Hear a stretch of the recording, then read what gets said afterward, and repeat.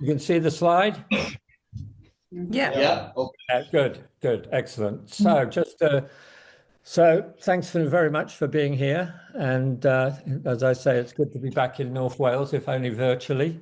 So for those who don't know, and I can't see, I'm in Perth, Western Australia, and it's 4 minutes past 6 here in the evening. So yeah, I will talk. I think it works out at about 50 minutes, and then we'll take a 10-minute break, and then I'll talk again for 50 minutes. Some of you will have been to this talk 3 months ago when I did it in nice weather.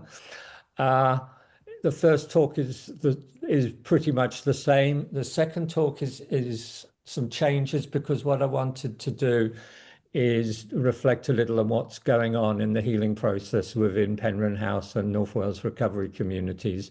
And while I'm talking about these things, please do think about what's going on in your house, because a lot of what I talk about will really resonate, particularly when I come to the healing section. So the first section will be very much about trauma, brain function, connection. Whoops, another one coming in. So, right, so my name is David Clark. I used to be a professor of psychology in Swansea. The first slide here is taken up in the northwest of Western Australia, a place called the Kimberley, which is one of the most beautiful places you could hope to go to. And I took a trip from Darwin in the north of Australia to Broome in the northwest in a little 18-seater little bus there, which was just an amazing experience, sleeping under the stars. And we stopped at this place here called the Coburn Range. And I've heard very much from Aboriginal people that connecting to their country is very healing. And I just sat there for a while, and I've suffered post-traumatic PTSD myself. And I sat there and just looked out towards that range, and everything became calm. It was really quite amazing. And when I finished, I noticed that various other people were doing that, and we all said the same, that we saw how Aboriginal people heal through connecting to their country. And part of my second talk will talk about a little bit about Aboriginal people and trauma they've experienced and their healing. Right, so a little bit about myself, if I can get it to work. Right. So there's me on the Gower Peninsula in about 2007. Gosh, I had a little bit of black hair still there. I originally started my career as a neuroscientist. So I was working in trying to understand brain function using laboratory rats. And I was fortunate enough to work with this gentleman here in Sweden. This is Arvid Carlsson, the father of the neurotransmitter dopamine that probably most of you have heard about. Arvid won the Nobel Prize in the year 2000 for his work on dopamine, Parkinson's disease, and various other things. And I was fortunate enough to spend 3 years working with him as a postdoctoral fellow. I then went to America for a couple of years, came back to the UK to take up a special fellowship, set up a laboratory in the University of Reading. And 5 years later, I won an award from the Wellcome Trust to then move my laboratory to Swansea. The laboratory was doing really good. We're getting a lot of research grants, but I was getting more and more disillusioned. It was clear to me that neither I nor any other neuroscientist I knew was really helping anyone recover from addiction. Originally, I was working very much in the mental health field when I worked with Arvid and Parkinson's disease. But when I got back to Britain, you have to apply for research grants to do your research. It was all about addiction, doing research into addiction, people trying to understand the brain mechanisms of addiction. And I realized that we had little to contribute to that field. So in the year 2000, I started visiting some friends in a treatment agency in Swansea, WCADA, West Glamorgan Council on Alcohol and Drug Abuse, where I had some really good friends in recovery, working as treatment workers. And they taught me a lot about addiction recovery. I met obviously a lot of people in recovering from addiction. Wakada then was very different to what it is today. Since it got taken over, it's become a very different place, and the people I knew there have left from that, people I knew from that time. Anyway, I closed my neuroscience laboratory down, started working in the community, set up an initiative called Wired In and a charity called Wired International Limited. Wired In was very much based around my students initially, so I had some really talented students, and later we started recruiting a number of people in recovery or recovering from addiction, and this is just some of my Wired In team. We work very much at grassroots. I was also involved in doing an evaluation of all the treatment in Wales. So I got to know the treatment system in Wales, in Scotland and England, and I became very disillusioned with it. But here is Becky Hancock, the first of my students. She became the Deputy Chief Exec of WCADA.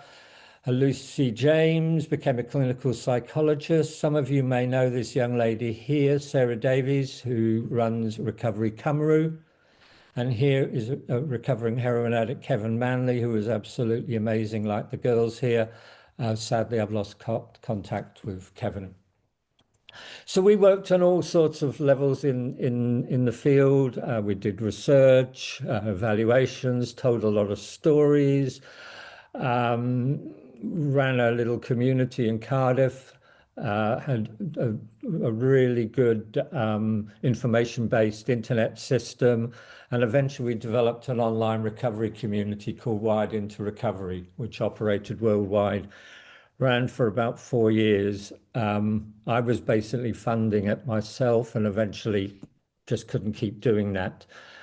In 2006, I got disillusioned with academia. I just thought university had become about money and not about students. So I left to try and run Wired In on my own with my team, who by then were ex-students. In 2008, for personal reasons, I moved to Australia. And I had to fly back because, along with Tim Lighton and Nick Barton at Action on Addiction, we arranged a conference where the leading American recovery advocate, Bill White, was brought over, and we got together a whole load of UK recovery advocates to listen to Bill, Tim Lighton, and myself talk, and that was really quite a gathering. Anyway, when I moved to Australia, I was really shocked by the level of racism I saw here towards Aboriginal people. And that was very disillusioning. And then I came across this extraordinary Aboriginal lady here called Judy Atkinson, who wrote a brilliant book, well, I'll refer to in the second talk.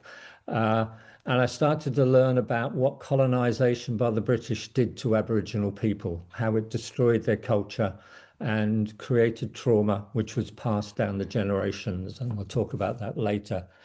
Here is Miriam Rose Ngamar Bauman, the first ever Aboriginal teacher, wonderful healing person. I visited her community to learn more from her. She became Senior Australian of the Year in 2017. And this word here, this is on Skype, you will hear a lot about during the talk, belonging. I set up a website focused on healing from trauma and wanted to tell a trauma story, and found one here in Western Australia, a story of Aboriginal children taken away from their family. I talked about this when I talked at Buida, who had a white school teacher who inspired these kids, helped them heal from trauma, and they became extraordinary artists. And here's just some of their art. This is my colleague, John Stanton, a social anthropologist.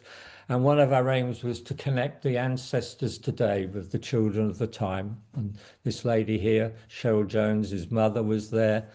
And this family here, the Ryder family, their father was one of the talented child artists. So that's my background. And through that work in trauma, I got to more and more interested in the trauma field, and obviously the impact of trauma leads to a lot of other problems, including addiction and mental health problems. And I then discovered the work of this amazing man, Bruce Perry. I can strongly recommend this book. It is an amazing read. I literally read it. I sat down and read 80% of the book in one sitting. And then Linda, my partner, said, David, would you at the Indian restaurant? So I had to put it aside and read the rest the next day. And then I read it again and used my marker pen. And it still sits on my desk. Bruce, remarkable man, a leading expert in childhood trauma and trauma in general. He trained as a neuroscientist. We missed each other by a couple of months when I was at Yale University. He arrived soon after I left in the States. He became a doctor, psychiatrist, and as I say, leading trauma expert. And I'll be talking a lot about his work here. I see I've got a lovely reflection in my glasses. My apologies for that. Anyway, so what is really powerful here are these words, what happened to you? As I said, I got very disillusioned with neuroscience and all of this stuff saying that there is something wrong with us. We've got biochemical deficits and drugs these can heal these things. Excuse my language, but it's utter bullshit. And we shouldn't really be focusing on what's wrong with a person. It's what's happened to a person. People who have adversity in their lives, often it has occurred initially from things that have happened in the past. And when we look at what happened to a person, we're not looking at from a place of judgment, which is what we're doing when we're considering there's something wrong with this person. So what I'm going to talk about are how the experiences of our past shape the biology of our brain and lead to the things that can happen to us in later life. They can influence them both in a good way and in a bad way. So we're going to talk a lot about that. And I'll start by talking a little bit about trauma. Now, to understand trauma, we've got to see that there are three different elements to trauma when we talk about it. The first is the event itself, the trauma itself, which can be a single event or it can be a series of events. They are experienced as physically or emotionally harmful to a person. So it's the experience. So something that can happen to me, I can be in a fire, I leave the fire and it has no impact to me, but to someone else it can impact on them. So it's the experience that something has on you internally, and it can then affect you functionally in an adverse way, either mentally, physically, socially, emotionally, or it can affect your spiritual well-being. So three different elements to trauma. Now, the nature of trauma, it is not just what we call capital T trauma, such as violence, rape, being involved in some natural disaster like an earthquake or a road accident or something.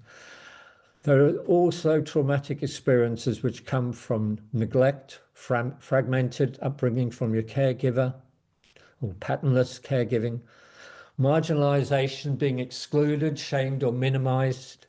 So racism is a traumatic event for many people. And people can even be re-traumatized by helping professionals, institutions, child welfare, educational, mental health systems, and the juvenile justice system. And that's a very important point, and we'll come back to that later. So trauma has adverse effects, and those who've been through it will know the sorts of effects that it can have. An inability to cope with normal stresses, which most of us would be able to deal with. An inability to form and maintain relationships. And you will see that that's really very important. Relationships are key to healing. Also, difficulty managing cognitive processes such as thinking, paying attention, controlling the expression of your emotions. You may lash out emotionally or even behaviorally. It's particularly true of young children. A hypervigilance, you might be aware of threats in your environment the whole time. Just imagine living with that fear that something's going to happen all the time. And you may experience numbing or avoidance. And then there's what's called a dissociative response, which is really very interesting. So we can actually withdraw into ourselves so that we don't, we like flee into our own world. We disconnect with what's going on around us. So psychologically, you flee into this world. And people have actually described that time changes. They've actually can see themselves. They're looking down at themselves. Physiologically, your heart rate drops, your blood flow constricts. And the really interesting thing here is we can release endogenous opioids. So we have our own natural heroin in our brain. And that actually can be released. And people often describe it when they cut themselves, they don't actually feel pain. And that's because it's been released. There's a releasing of endogenous opioids in the brain. I'm not seeing anyone else coming in, so my friends haven't managed to get in for some reason. Anyway, post-traumatic stress disorder, which is something that I got diagnosed with many years ago. I was a whistleblower in two of the most serious cases of scientific fraud and animal abuse. I was a whistleblower and it went on for many years and I ended up with PTSD. So you can experience intrusive symptoms, unwanted images, or for example, an ex-soldier may be walking along the street and a car backfires and he dives for cover because it just sounds like bullet firing. So someone who has been raped may avoid males because everything is too close. This is very common. People feel guilt or shame for what happens in the past, even though may have had nothing to do with what happened. They may still feel guilt or shame. Emotional exhaustion, anxiety, sadness, hypervigilance, which we talked about, and sleep problems. Right. I don't know how many of you have heard of the Adverse Childhood Experiences questionnaire. This is probably the most researched topic in any field. It started in an obesity clinic in America in the mid-90s, where Vincent Folletti, the boss of this clinic, noticed that a lot of people, particularly women, would lose a lot of weight in this clinic, go away, and 3 months later come back with the weight back on. And he started to talk to them and he realized a number of them had been, sorry, just let someone else in, had been abused as a child. And so they developed a 10-point questionnaire where they asked people whether they had been physically, emotionally, or sexually abused, physically or emotionally neglected. This is as a child. Did any of your household members have a mental health problem, a substance use problem, or did any of them go to prison? Did you lose a parent through death, divorce, abandonment, or was there any domestic violence towards your mother? So you could score 10 of these adverse childhood experiences or down to 0. And then they linked it to a number of different outcomes. For example, physical problems such as heart disease, diabetes, even cancer, health conditions, substance use problems, mental health problems, PTSD, risky behaviors such as risky sexual behavior, and attempts at suicide. And what they found initially in 17,000 people, and the initial studies were done in middle-class people, and they've been repeated in many countries with thousands and thousands of people from different social classes. And the findings, sorry. All right, sorry. I just wondered whether it was someone trying to get in. And what they found, no, what's going on here? Right. Now, you hear sometimes that in the newspapers that there's a 30% more chance of breast cancer or prostate cancer if you do X. And there's a big hoo-ha about this. But these findings showed if you had an ACE score of 6, so if you had 6 of those things happen to you as a child out of the 10, a person who had 6 compared to someone who had none was 4,600% more likely to be an intravenous drug user. They were 3,100 to 5,000 greater likelihood they'd have attempted to commit suicide. Huge impacts. And if you then plotted on this axis here, the ACE score, the number of adverse childhood experiences that you had as a child, and then here are the comorbid conditions, the higher your ACE score, the more comorbid outcomes you had. So it seemed to be an association between childhood experiences, adverse childhood experiences, and outcomes in later life. Now, I need to emphasize here, this is a correlation. It does not mean that if you had a high score as a kid, you were inevitably going to have problems. And I'll explain why later this is not the case, because other things can counterbalance it in your life. Right, change of subject here. I'm going to talk about the colonization process amongst Aboriginal Australians. When the British were taking the land off Aboriginal people, particularly up in the northwest, what they did is they imprisoned the strong men of the culture, put chains around their neck and transported from the northwest 2,000 miles down to Perth.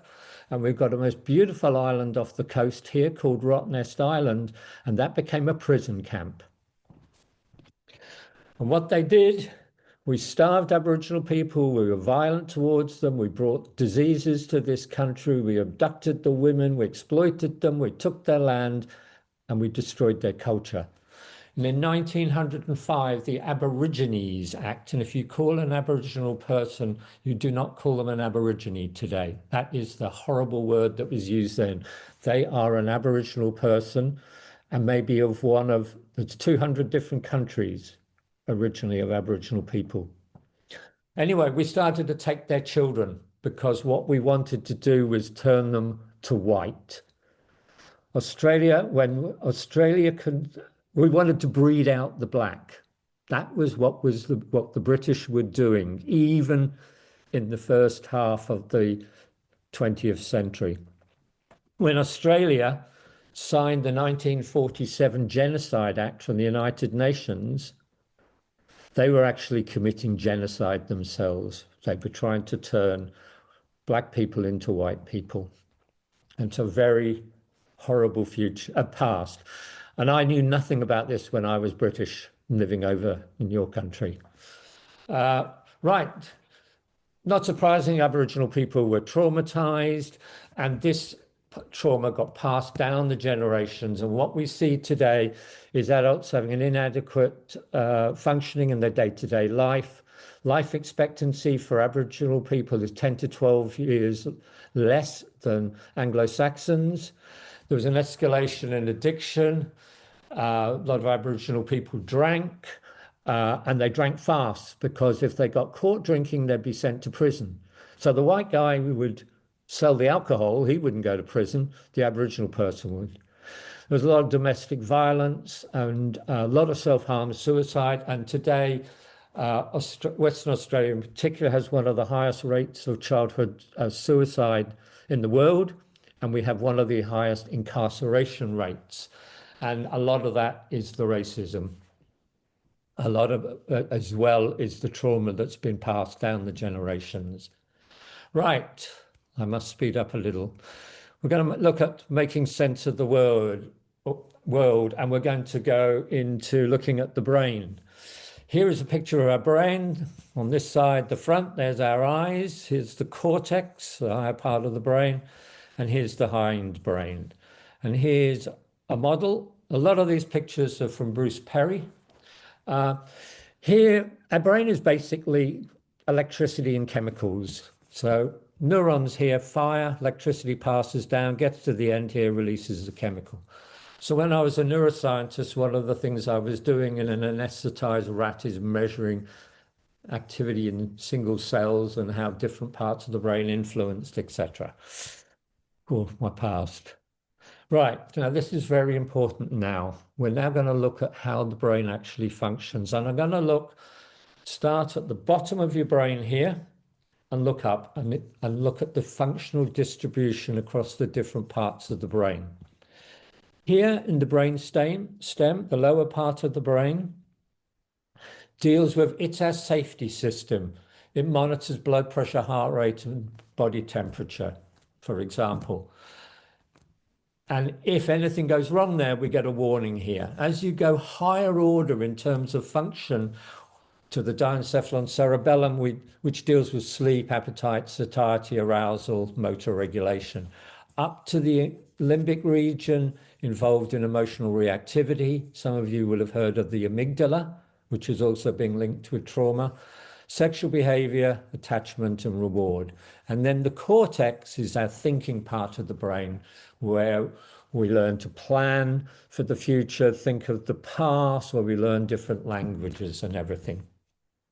And neurons pass from this area up to each of these areas here. And there's actually a feedback system here as well. So the really important thing here is everything from our internal world and our external world come in here first of all. They don't go into your thinking part, they come in here. And they come in, each of the senses comes in independently. So your smell, your vision, your touch are all coming in.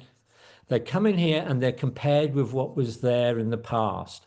And then the messages go up. And this part of the brain can't tell the time either. Messages get passed up here, then up to here, and up to here. So actually, we react before we actually feel and think. So for a baby, if a baby is hungry, a baby instantly cries because it's got the message here. Warning, warning, we need to. So they cry. Whereas as an adult, we can reflect on that. We can send the message back down, calm down, lunch is in 15 minutes. So all experience is processed from the bottom upwards. The signal comes in, it's compared, it's passed up, and it's integrated. So as it's going up in the brain, the different senses get connected together. Our life experiences from the moment we are born are in fact influencing and impacting on the brain. And they're doing so in a natural way. It's not like a drug. If I give you a drug like amphetamine, which increases dopamine release, that just increases dopamine release everywhere, not just in your brain. Where dopamine receptors in your periphery, in your heart, etc. But when we're experiencing things in our normal world, the brain is changing. Also, the younger we are, the more likely we're being influenced by our caregivers. So particularly in the early days of our life.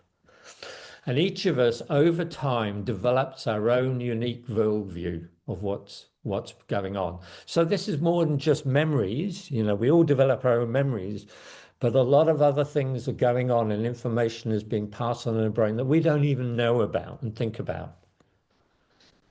Now, a very important part of our brain is we actually react to the emotional tone of our environment. So it's not just about what we hear.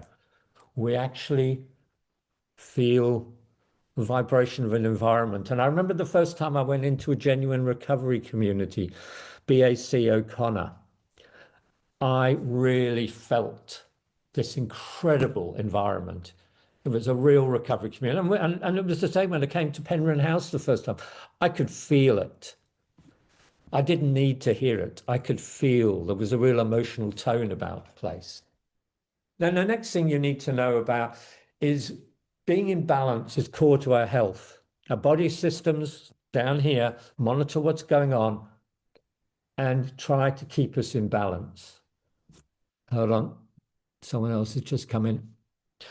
Now, stress is what puts a demand on our brain and on our body and takes us out of balance. And there's two types of stress. There's bad stress where we become dysregulated, and I'll talk about that in a moment, and we feel uncomfortable and distressed. And when we get rid of that, we get back in balance, relieve our distress, and our brain reward networks are activated. Okay. And I can tell you that dopamine is not the reward transmitter. The people who say that don't understand. It's more an incentive. Dopamine influences emotional reactivity by nature of how it works in the brain. Other systems are involved in our reward network. So what happens is when we have bad stress,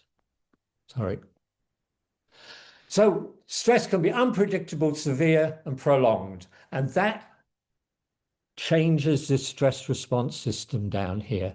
It disrupts it. We become hyperreactive or hypersensitive when you have this unpredictable, severe, prolonged stress. But there's another sort of stress, which is predictable, moderate, and controlled. Think about learning to ride a bike, or learning to play a piano. It can be quite stressing, but it's predictable, it's moderate, and it's controlled. And that helps us develop resilience. And I'll come back to that a lot more in the second talk. So what happens with this first type of stress, unpredictable, severe, and prolonged, if we look at it, here is a graph showing at the bottom axis baseline stress, extreme stress. And up here is our psychological state going from calm, alert, alarm, fear, terror. Here is a normal person. As the stress increases, they go through alert, alarm, fear. A sensitized person, because of experiencing past traumas, is sensitized to that. So for a person who's not been traumatized, they get a bit of stress and they're just alert. This person can already be fearful. And on the other hand, people who've become resilient can experience a lot of stress without having negative impact. Reactions to bad stress. We've talked about, I've mentioned briefly, fight, flight, or freeze. We get aggressive, or we freeze, or we run if there's a lion at the door, or we flock. Flock is like, what's going on here? You check everyone else, what they're doing before you make a decision what to do. We may dissociate, disengage from the external world. There's a thing called fawn. We may become subservient to someone. We may appease them for what they're doing. These reactions to stress can lead to chronic dysregulation of this system. That can actually be misinterpreted. Say, for example, what you have is you have a child who was abused at home or just neglected, didn't get proper caregiving, has become, feels threatened in the world around them, goes off to school, something happened to school and they react badly. And immediately they get diagnosed with ADHD, which as far as I'm concerned is a condition that doesn't exist per se. We have an epidemic here in Western Australia. Doctors everywhere seem to be labeling people as ADHD and then giving them Ritalin or dexamphetamine. And those drugs are actually illegal on the street if you buy them on the street. And yet we are giving them to children. And there's no scientific evidence in the long term it actually is beneficial. So traumatized children can actually be labeled. And obviously, someone who is traumatized and starts to dissociate can then be psychiatric labeled as schizophrenic. A person also may turn to alcohol or drugs. Benzodiazepines are very, very common, Valium and Librium, and they are, as far as I'm concerned, the most addictive drugs that there are, far more addictive than heroin. And obviously, a traumatized person who later reacts to this in their life can become disconnected, marginalized, punished, sent to prison for whatever. And if you want to meet traumatized people, all the experts will tell you just go to a prison. There's a hell of a lot of them in there. Right. Now we're getting to some really important core stuff now. So when we're functioning normally, here are those four areas of the brain I talked about. This system and the brainstem is just monitoring in the background what's going on. Cortex is open for business. I can think, I can give a talk or whatever. However, if I get into a stressful situation and I've been traumatized in the past, this system kicks in. And now it's working full time. When that works full time, so when it goes like that, this is now working much more, the cortex shuts down. This is really important. And I've noticed that even today, if I get triggered in some way and my PTSD starts to produce an effect, I can't think as well. A lot of people describe this, and this has really important consequences for what we're going to be talking about in the rest of the talk. So imagine that you're trying to help someone. Here we are, you're talking to them, your brainstem is ticking over, your cortex is open for business, but this person here, their brainstem is kicked in and the cortex is shut down. You're not going to be able to communicate with them. So we need to talk. And this person may be thinking, yeah, what do I want to talk about? Yeah, and they may be open for business. But there's a very interesting thing here. Research done as long ago as, well, 40 years ago, has shown that words have the least impact on people. Facial expression and tone of voice have a lot more of an impact. 55% for facial expression, 38% for tone, and the actual words themselves are only 7%. Again, this sort of research findings we're going to talk about more in the second talk. So just recapping some of the things I've said, we have a stress response system, but we also have a system which is involved in forming and maintaining relationships. And thirdly, we have neural networks involved in reward. And we'll now have a lot of quotes from Bruce Perry. And here is one of them. A person's capacity to connect, to be regulating and regulated, to reward and be rewarded is the glue that keeps families and communities together. If you were people who are sending non-verbal signs of engagement and acceptance, you become better regulated. I'm sure that when I went into BAC O'Connor the first time, and multiple times because we were doing research and various other things up there, my brain calmed down. And I know it did when I came to Penrhyn House as well. And when I went for that wonderful walk with, for those of you who haven't seen, there's my sober Snowdonia. When I went on that wonderful walk in Snowdon, my brain calmed down. However, if people send signals of exclusion or hostility, you become less regulated. And particularly for people who have been traumatized in the past. And those problems may lead to misinterpretation by the system. You may be deemed as having a mental health problem. It may affect other parts of your body because your stress response system affects your hormonal system, your autonomic system, and your immune system. And that's why with the ACEs, you see physical impact of early life adverse experiences. Oops, sorry. Now, this is absolutely key. And remember earlier I said that just because you've had a lot of childhood experiences, even though there is this relationship with comorbid outcomes, it is not fixed. Correlation is not causation. And the reason is other things later in life can buffer, protect, or calm down the adverse experience from the past. And this is research that Bruce Perry alludes to that he and others have conducted. It involves 70,000 people in 25 countries. And they found, and this finding really surprised me, so have a think about this. Your history of relational health, your connectedness to family, community, and culture is more predictive of your mental health than your history of adversity. So that means connectedness has the power to counterbalance adversity.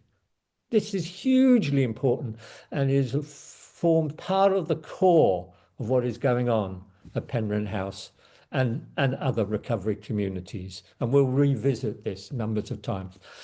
So just look at these findings. Now, here is what you saw before. Higher your ACE score, the more comorbid outcomes. But what about people who have had good relational health or still have good relational health?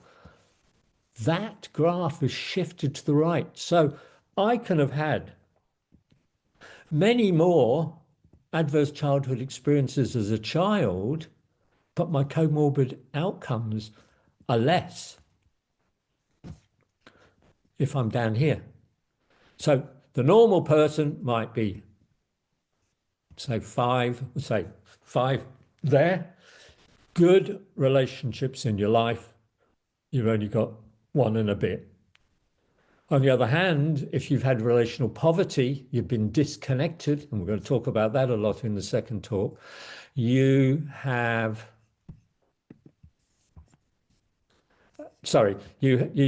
much more of an impact. Sorry, I was just checking that the recording is working. I'm assuming it is. Right.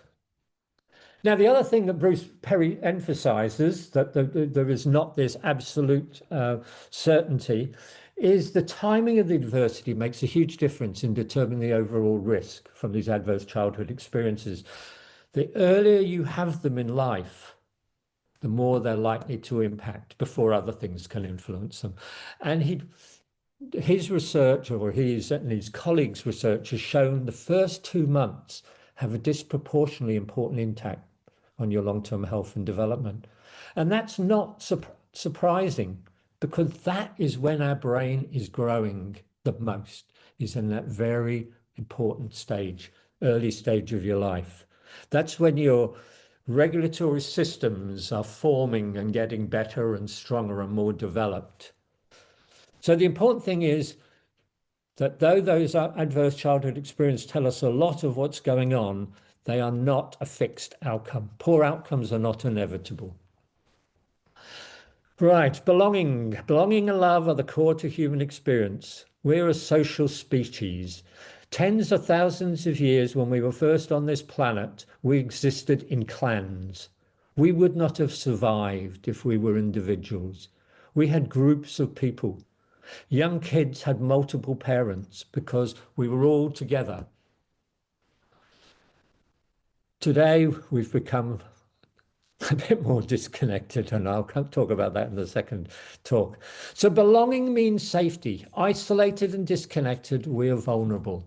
In community, we can protect one another cooperatively. We can hunt and gather, share with the dependents of our family, our friends, our clan. So the capacity to be connected in meaningful and healthy ways is shaped by our earliest relationships. Loving and loving caregiving is the foundation of our development. What happened to you as an infant can have a remarkable capacity on your ability to love and be loved.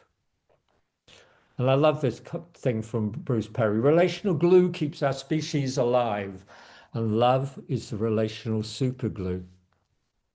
So, right, how do we get this hypersensitive, hyperreactive stress system back to being normal?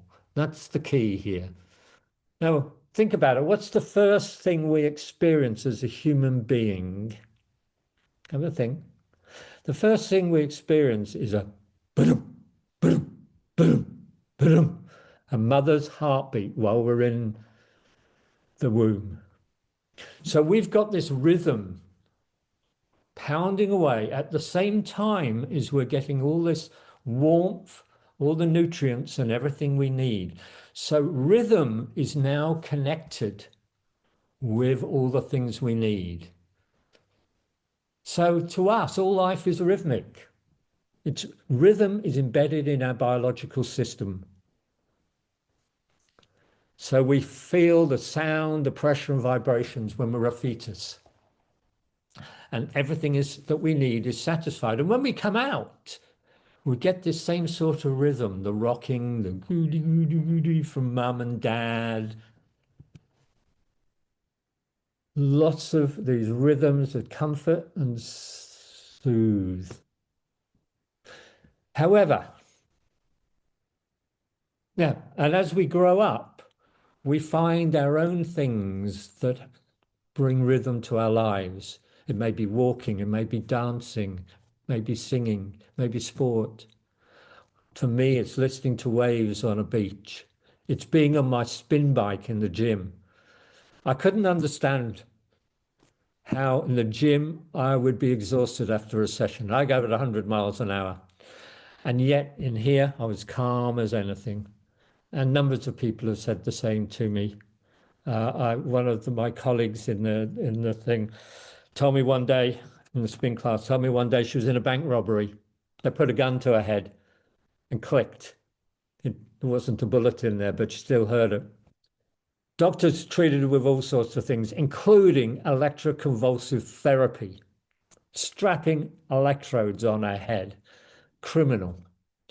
She developed an alcohol problem. She had all sorts of drugs. And she said to me, David, do you know what healed me?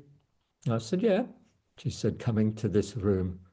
She said, the rhythm that we experience on our spin bikes with the music beating away, our instructor rabbiting away. And I explained to her what was going on. And she said, but there's something else. I said, yeah, tell me. She said, the community we have here. So it's really important as a child that we have these things from our caregivers, a consistent nurturing environment, and it builds an internal view. So not just keeps our stress response systems calm, it builds an internal view that humans are safe, predictable, and caring. However, an overwhelmed, exhausted, dysregulated parent, as many of the people who had been removed, Aboriginal families who had been, people who had been removed from their family as a child, had been traumatized, now had their own children. They were overwhelmed, exhausted, dysregulated. It's much more difficult to help regulate a child. And this can lead to the sensitization of the child's stress response system. They may become hypervigilant to fret, be diagnosed with ADHD. And for the child, it can build a different worldview. Place isn't reliable, it's not safe, I'm not important, I can't trust people.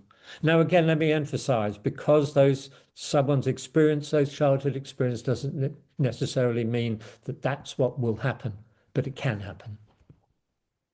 Now, we're just about finished this part of the talk. I want to talk about neuroplasticity, which my neuroscience lab used to work a lot on. It's basically the changeability of the brain. Memories are a form of neuroplasticity. The neurons, the receptors in the neurons can change long term. And a big key principle of neuroplasticity is the pattern of activation, which makes a big difference. And I saw this in neuroscience those years ago when we were measuring the activity of single cells in an anesthetized rat. We could stimulate another part of the brain in a specific way, and it would lead to long-term changes in the firing of that cell and its ability to react to other inputs. So it's really very interesting. All these years later, I started to read about this stuff, but more in reality.